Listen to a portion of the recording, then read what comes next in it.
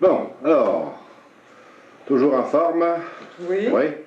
Eh bien, la dernière fois qu'on s'est parlé, nous nous étions quittés en disant que nos émotions, n'est-ce pas, étaient causées par nos idées, nos croyances, et non pas par les événements, non pas par ce qui se passe, non pas toute chose qui constitue des occasions.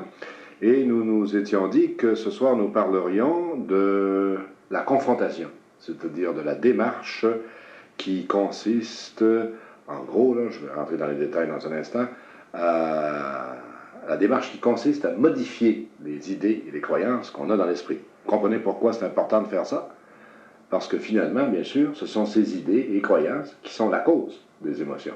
Alors, si je veux changer mes émotions, eh bien, il n'y a pas de plus sûr moyen d'y parvenir que d'arriver à modifier les idées que j'ai dans la tête. Oui, oui, comme tu disais tantôt, c'est pas les événements qu'il faut chercher de modifier, c'est les idées d'abord. Ben, on peut toujours essayer de modifier les événements.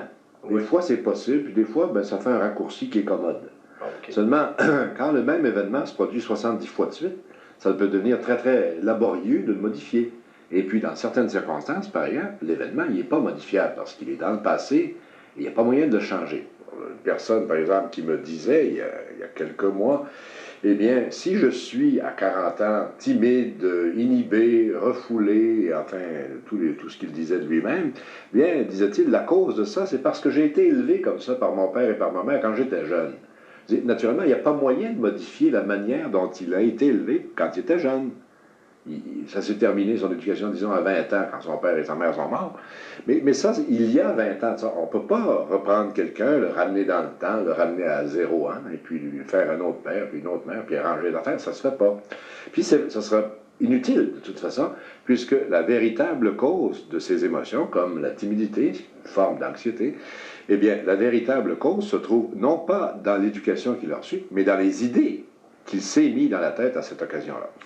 Alors, mais quand tu parles de confrontation, je sais pas, moi, l'idée qui me vient, c'est que c'est un peu violent, la confrontation, oui. C'est affronter. Oui, c'est ça. Ça, c'est un des sens que l'on donne parfois, ou même souvent, peut-être dans notre milieu, au mot confrontation. Mais la confrontation, strictement parlant, n'a rien à voir avec un affrontement, ou une chicane, ou une bataille. Ces mots-là existent dans notre